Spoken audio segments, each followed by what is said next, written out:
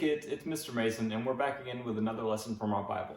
Now, last week we talked a little bit about Zechariah and his visions, and how his visions showed the future of Israel and how God would protect them. This week we're going to shift it a little bit. We're still kind of in the same time period. So we talked previously about how the Jews were stuck in Babylon for 70 years and then released by King Cyrus. Cyrus was the king of Persia. And after Cyrus released all the Jews into their homeland, surprisingly, some of them stayed and went to Persia, where Cyrus was the king. Now, this is after Cyrus is king, so the new king is King Xerxes. And that's an interesting name, but yeah, that's his name. So a lot of the Jews stayed in Persia and made a life for themselves and lived relatively normal lives outside of their homeland. And there was one person in particular that we're going to focus on today, and that is Queen Esther. You might have heard of her before. She was a very young queen. Xerxes chose her to be his wife because she was very beautiful compared to a lot of the other women in the area. So like I said, our story today is about Queen Esther. Now, Queen Esther was just living her life as a queen and doing normal things a queen would do when one day her cousin Mordecai messages her. And he says, hey, this guy from the castle, his name's Haman, he has a plan to kill all of the Jews in Persia. He doesn't really like the Jews. He doesn't really feel like they belong in Persia, so he wants to just get rid of them.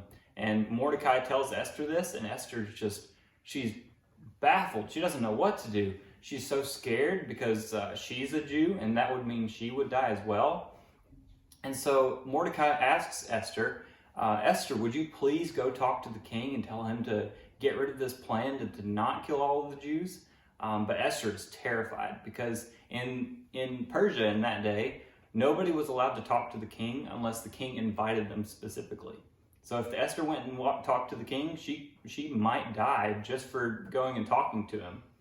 But she eventually worked up the guts and did it anyway. God gave her the courage to do that. And when she got there, she didn't immediately tell him about Haman's plan to kill all the Jews. First, she invited him to dinner. That's it. And so King Xerxes asks, well, what did you invite me to dinner for? Do you want anything? I will give you up to half my kingdom. And Queen Esther says, no, I just want to have you for dinner tomorrow night too. And so they have another dinner. And then after that dinner, King Xerxes says again, I will give you up to half my kingdom. What do you really want?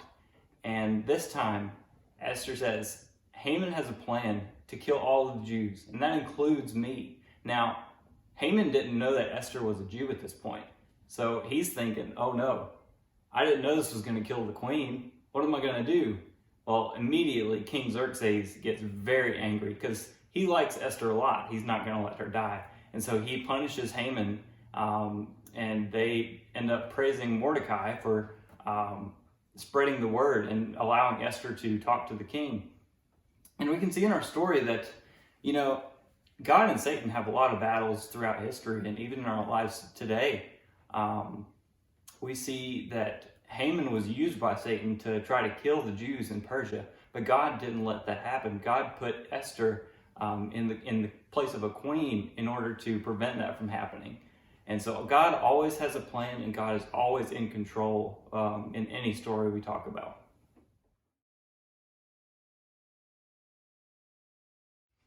So today in our story, we saw how God used Esther to defeat Satan using Haman from killing all the Jews in Persia. So that leads into our big picture question today, which is, who is in control of everything? Now, go ahead and read this for me right here. Who is in control of everything? That's right. God is in control of everything. And we can see in our story, God knew that Haman was going to have this plan to kill all the Jews. But long before that, he put Esther in the position of queen so she could prevent that from happening. God had it all planned out from the very beginning. We've seen that in several of our stories these past few weeks, how God is in control the whole time. It's never just getting away from him, and it's never out of his hands or anything like that. So let's go ahead and talk about our memory verse and say that for this week. And that is 1 Peter 5:10. After you have suffered a little while, God will himself restore you. I'll say it again.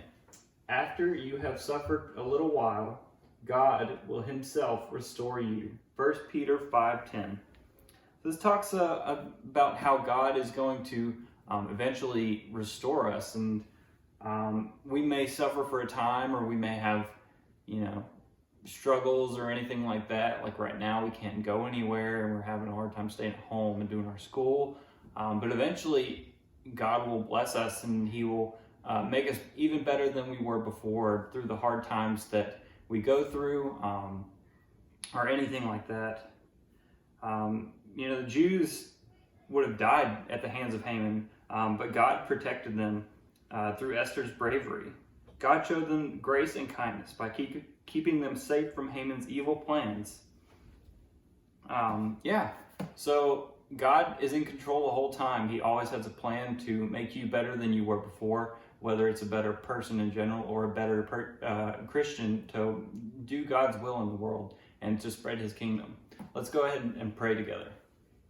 God, thank you for being with us today, and we may not always know what your plan is, but as long as you keep us on the right path, we know that your plan will go exactly as you want it to, and we don't have to worry about what we're doing or what anybody else is doing. We just have to know that we are doing your will and listening to your word.